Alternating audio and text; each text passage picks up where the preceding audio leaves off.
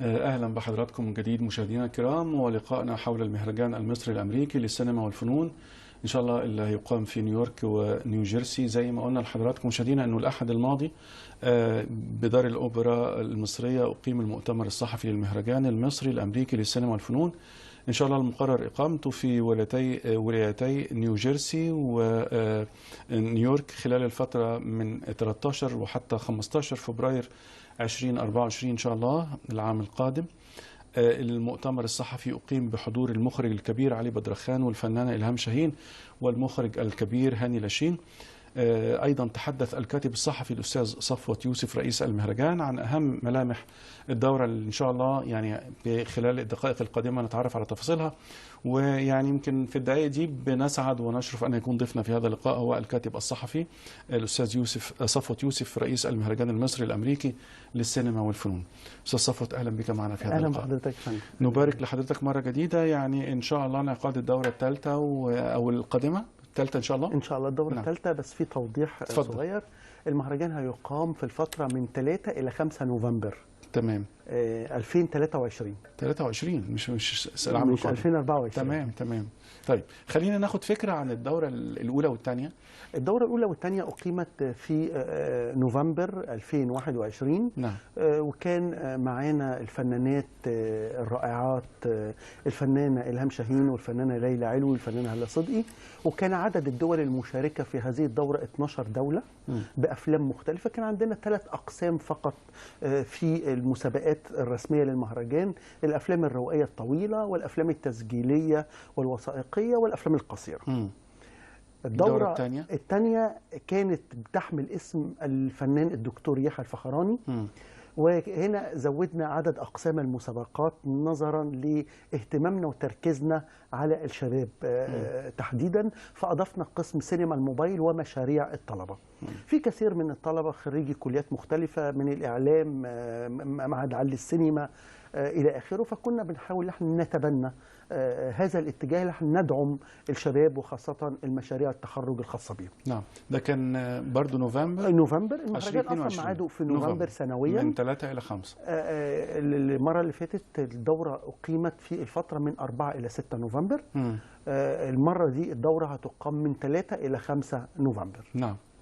فكرة اختيار الأسماء أو يعني هنا يعني الدورة باسم فلان أو كذا، ده كيف يأتي؟ يعني يمكن ربما في هذه المرة النجم أحمد زكي، المخرج مصطفى العقاد، يعني في الدورة القادمة إن شاء الله. الأولى اخترنا الكاتب الكبير وحيد حامد والفنان سمير غانم. نعم. احنا بنحاول ان احنا نعمل مزج ما بين الشخصيات الفنية التي رحلت عن العالم والشخصيات الفنية الموجودة على قيد الحياة وأثرت السينما المصرية وأصلت فيها وعمقت جذور وتشكيل وجدان الشعب العربي والشعب المصري بشكل عام بفنون راقية. نعم. فلهذا كانت الدورة الثانية بتحمل اسم الدكتور يحيى الفخراني، وكانت الدورة الأولى بتحمل الكاتب الكبير وحيد حامد والعظيم سمير غانم. نعم، لكن في هذه المرة الاسمين أو الرمزين رحلوا. حضرتك بتقولي إننا بنعمل مزج بين من رحل. يعني دورة لمن رحلوا ودورة لمن يحيا بيننا يعني. نعم، جميل. طيب تسمح لنا بوقفة قصيرة ربما من خلالها ناخد ملامح أيضا عن هذه الدورة أو الدورة القادمة إن شاء الله اللي هي من 3 ل 5 نوفمبر 2023. يعني في انتظار حضراتكم مشاهدينا الكرام بعد هذه الدقائق.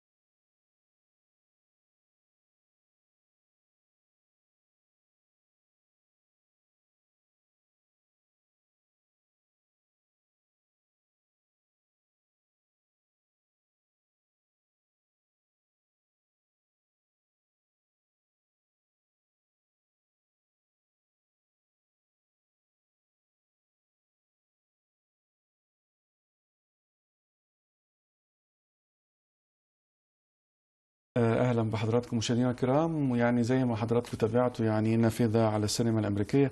يعني يمكن ضيفنا الكريم والفريق المعاون ليه يعني جهزوا هذا الاختيار يعني، وربما فكره اسبوع افلام احمد زكي نتحدث عنه مع ضيفنا الكاتب الصحفي صفوت يوسف رئيس المهرجان المصري الامريكي للسينما والفنون. استاذ صفوت برحب بحضرتك مره جديده. وفكره ان حضرتك بتقولي ان يمكن ربما على هامش المهرجان يفتتح نادي السينما المصري العربي على هامش المهرجان، ماذا عن هذا النادي يعني؟ كنا بنخطط من فتره طويله جدا ان يكون في ملتقى ثقافي عالي جدا يحيي تاريخ السينما المصريه لدى المصريين المقيمين في الخارج وفي الولايات المتحده الامريكيه والجاليات العربيه. نعم. فخططنا ان احنا نأسس نادي السينما يقام شهريا في امريكا في نيويورك، يعرض كلاسيكيات السينما المصريه، يعرض ابرز افلام السينما العربيه، نحيي ذكرى كثير من النجوم على مدار الشهر الى اخره، بحيث ان احنا نعرض كل شهر ما يقرب من 3 إلى 4 افلام على مدار اليوم. ودي بتبقى فرصه جيده جدا للجاليات العربيه وكمان ايضا الامريكان نفسهم المقيمين في الخارج، خاصه افلام مترجمه، فبالتالي يتعرفوا على ثقافتنا وعلى هويتنا وعلى تاريخنا وعلى تراثنا من هذه الافلام. نعم. وبالتالي احنا قررنا افتتاح نادي السينما على هامش فعاليات الدورة الثالثة من المهرجان المصري الأمريكي للسينما والفنون، وهيبدأ انطلاق نادي السينما يوم 28 أكتوبر في هذا العام. طيب. ونظرا لأن الدورة مهداة لنجمين كبيرين، النجم الكبير أحمد زكي والمخرج العالمي مصطفى العقاد، فاحنا عملنا الأسبوع الفيلم بيشمل أفلام أحمد زكي وبيشمل فيلمين للمخرج العالمي مصطفى العقاد، الرسالة وعمر المختار. نعم، يمكن احنا شفنا ده في التنويه اللي فات. ويمكن اللقطات اللي بنشوفها من اللحظات دي هي على هامش المؤتمر الصحفي اللي أقيم في دار الأوبرا المصرية. فكرة انه يعني هنا اختيار يعني اسبوع افلام احمد زكي اللي حضرتك قلت ان هو يبقى يعني مكثف في الاسبوع وفي فيلمين لمصطفى العقاد، ماذا عن الاختيار؟ يعني كيفية الاختيار وعلى اي اساس تم اختيار هذه الافلام؟ اخترنا افلام احمد زكي. احمد زكي بطبعه كفنان منحاز للمواطن ومنحاز لقضايا المواطن البسيط العادي اللي في الشارع المصري. فاخترنا فيلم الهروب ضد الحكومة، اخترنا فيلم كوميدي البيه البواب، فعملنا تنويعة تبرز قيمة أحمد زكي الفنية وتبرز انتمائه وهويته وانحيازه للمواطن المصري في الشارع. يمكن في كمان يمكن في التنويه مع الوزير ومع الوزير. نعم. ففي كوكتيل من القضايا، وخاصة احنا حاولنا ان احنا في الاختيار احنا اخترنا المخرج الكبير عاطف الطيب الله يرحمه، اخترنا افلام لوحيد حامد في التعاون مع النجم احمد زكي. فعملنا هذه التوليفه التي تقدم احمد زكي في ابهى صوره، لان احمد زكي تاريخ عميق جدا ويعتبر من ابرز نجوم السينما المصريه. طيب، بتقول يعني ان شاء الله اللي تقدم احمد زكي في ابهى صوره، تقدمه لمين؟ هنا الجمهور المستهدف يعني عربي، يعني مين الجمهور؟ حضرتك انت الجمهور اولا الجاليات العربيه والجاليه المصريه، رقم 2 الجنسيات الاخرى. انت كل الافلام اللي بتشارك في المهرجان او الافلام اللي هتتعرض مترجمه. انت من حقك انك انت تقدم الفن بتاعك في ابهى صوره ممكنه لاي متلقي. نعم. دورك انك انت تصنع التاثير لدى الاخر، مش دورك انك انت تقدم نفسك لمن يعرفك، أنت تقدم نفسك لمن لا يعرفك. ودي سياسة المهرجان. احنا بنقيم المهرجان جوه الجامعات الأمريكية، يعني احنا تقليدنا من أول دورة حتى هذه الدورة اللي احنا بنعمل حفل الافتتاح جوه أكبر الجامعات الأمريكية وحفل الختام كذلك. ما بناخدش مسرح، ما بناخدش قاعة، ما بناخدش فندق، ولكن احنا بنتفاعل مع الكيانات الكبيرة عشان نصنع التأثير لدى المجتمع اللي احنا بنتعايش فيه. احنا عايزين نوصل فكرة اللي احنا دولة الريادة في الفن، لازم نعمق هذه الفكرة ونؤصل جذورها.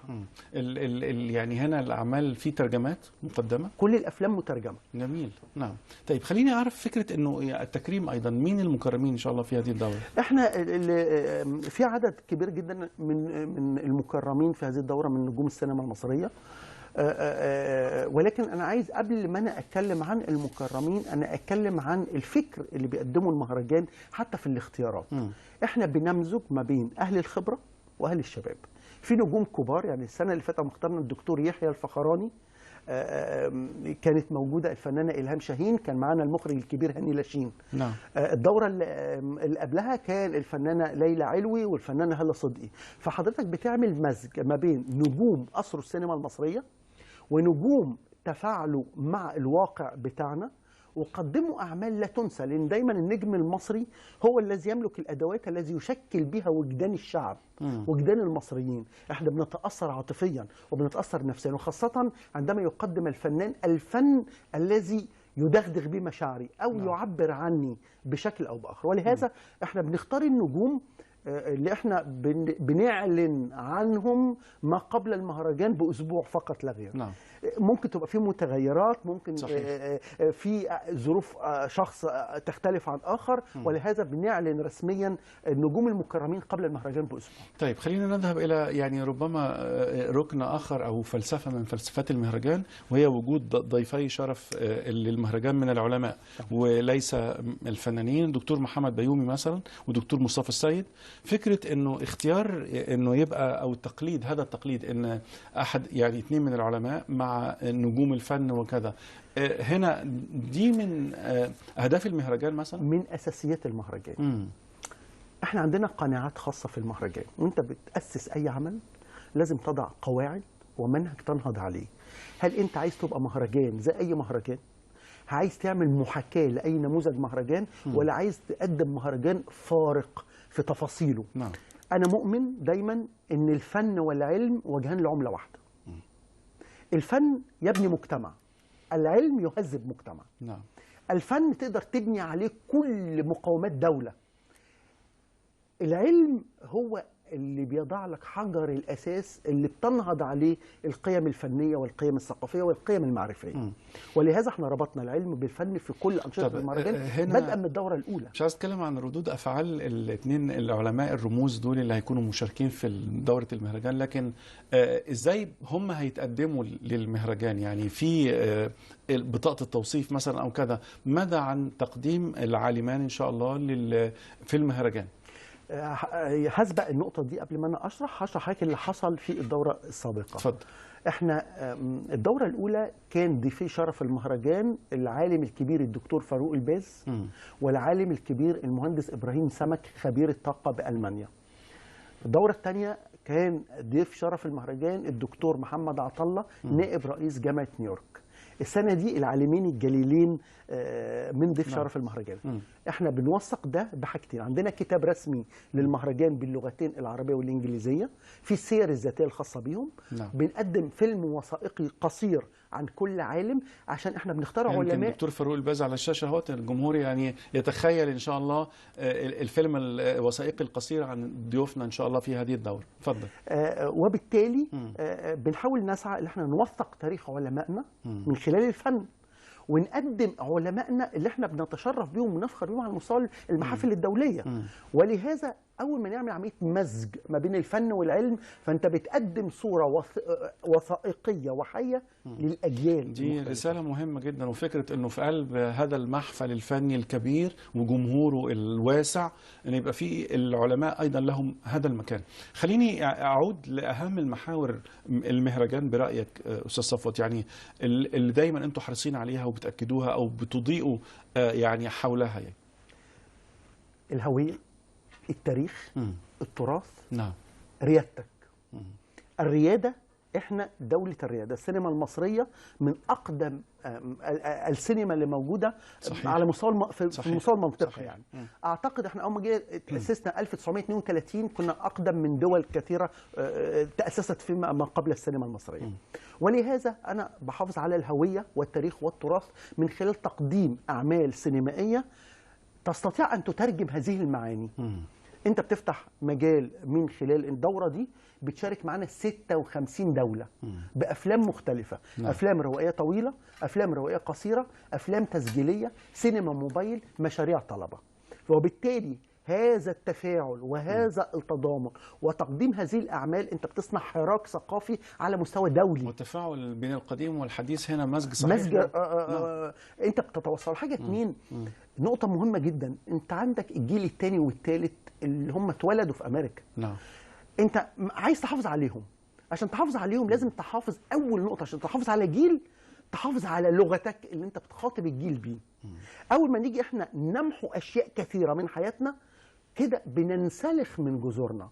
وبالتالي انا بعتبر ان السينما والفن من القوى الناعمه التي تؤثر وتشكل اجيال، ونقدر تكون هي المظله التي تحافظ على الجيل الثاني. طيب خلينا بقى اتكلم عن الاجيال والجمهور هنا اللي هم اتولدوا هناك وهم لهم جذور مصريه، ردود افعالهم حول الدوره الاولى والثانيه كانت ازاي، واستقبالهم للاعمال المصريه؟ تفاعل غير عادي.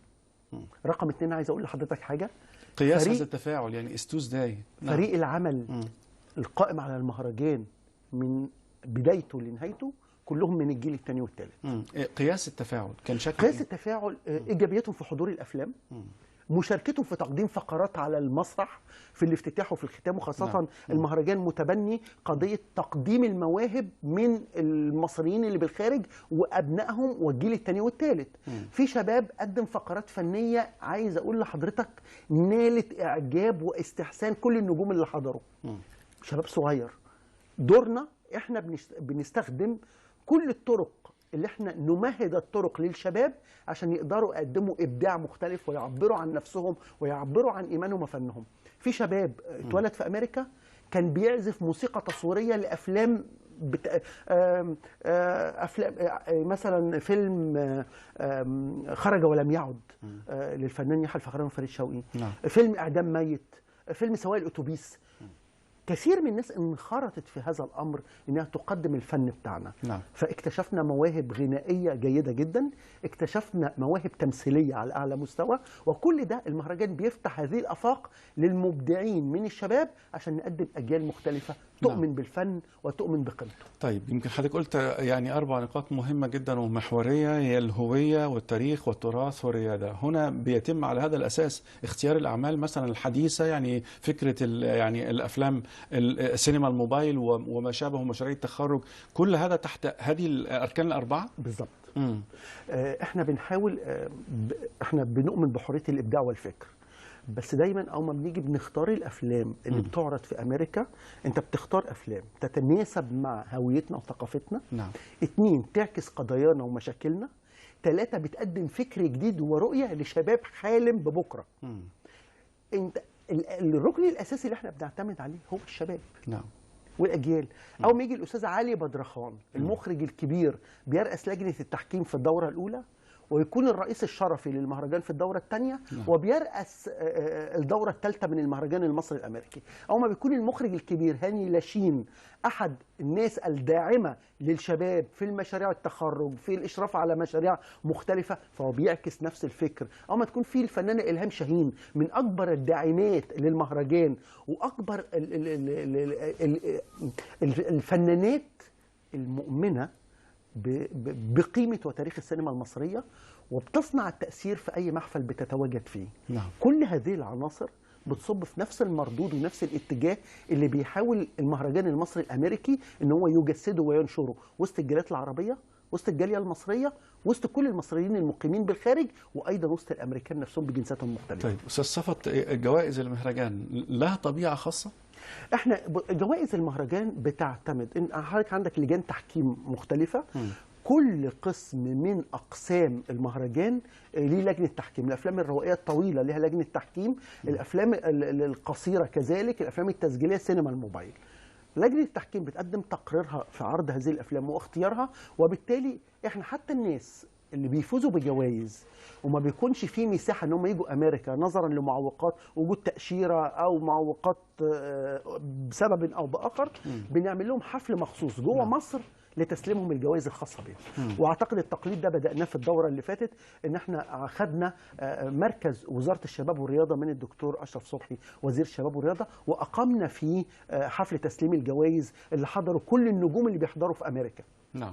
طيب فكرة أنه يعني ربما أضيف أو تم استحداث في المهرجان بانوراما السينما العربية وأيضا عرض لكلاسيكيات السينما المصرية، وده يعني زي ما حضرتك يعني طول الوقت موجود أن دي نافذة على السينما الأمريكية وأمور من هذا القبيل. الجديد في الدورة القادمة إن شاء الله؟ الجديد اللي احنا هنفتتح نادي السينما يوم 28 أكتوبر، وهنعرض أسبوع الفيلم أحمد زكي وعمر المختار. نعم. يوم الأحد 29 أكتوبر هنعرض نافذة على السينما الأمريكية، وهنعرض أبرز أفلام السينما الأمريكية اللي عرضت خلال 20 سنة أو 30 سنة الأخيرة. طبيعي جدا أنت بتعمل مهرجان اسمه المصري الأمريكي. نعم.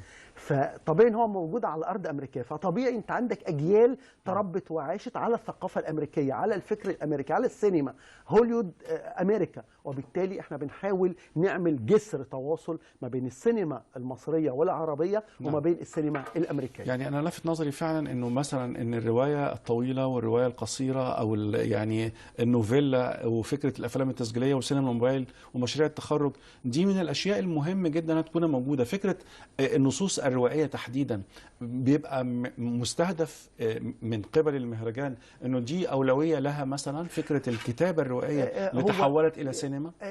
هو طبيعي انك انت بتتعامل مع عمل فني. عمل الفني سواء كان له جذور روائيه او ادبيه او كتابه السيناريو. يعني الكاتب الكبير وحيد حامد كان بيكتب اعمال مباشره او مباشره وبتوصل الافكار بسرعه جدا. في وقت من الاوقات فتره الستينيات واوائل السبعينات والخمسينات كانت بتعتمد على الروايه، روايات نجيب محفوظ، احسان عبد القدوس، عبد القادر المزني، ثروت اباظه الى اخره. فاحنا مش هنعتمد على النص الادبي بشكل مباشر، ولكن بنعتمد على النص اللي بيقدر يوصل للناس. طيب ربما فيما بقي من الوقت دقيقة هي موجودة، يعني أخذ رسالة أو كلمة أخيرة. ممكن أضيف جزئية مهمة جدا. أولا اللي احنا حددنا جوائز بأسماء فنانين، وده تقليد لأول مرة. جائزة التمثيل بتحمل اسم الفنان محمود مرسي. نعم. جائزة الموسيقى التصويرية بتحمل الموسيقار أندريه رايدر. جائزة الإخراج بتحمل اسم صلاح أبو سيف. جايزة السيناريو بتحمل اسم الكاتب الكبير عبد الحي أديب. فجايزة التمثيل النسائي بتحمل اسم الفنانة فاتن حمامة. فده جزء من التقليد اللي انت بتوصل للأجيال مين الفنانين اللي انت بتحمل الجائزة بتاعتهم، وجزء من التوثيق والتاريخ والمزج عشان تقدم مهرجان يليق بالسينما المصرية. بشكل او باخر في نصف دقيقة، في اي ملاحظة في فكرة انه ده زمن انتهى او في قفزة زمنية ما يحدث الان مختلف عن الواقع؟ في حد قال تعليق زي كده؟ الواقع مرآتنا جميعا. نعم. وطالما نحن نتعايش مع الواقع فعلينا ان نعبر عنه كلا منا بطريقته. نعم. نحن نؤمن بالسينما، نؤمن بالفن ويغير الواقع. في كثير من المؤسسات.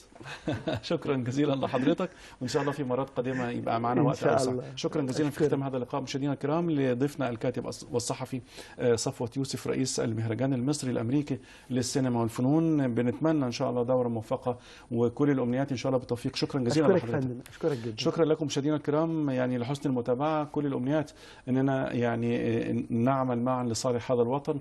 شكرا لحضراتكم مشاهدينا الكرام، والسلام عليكم ورحمه الله وبركاته.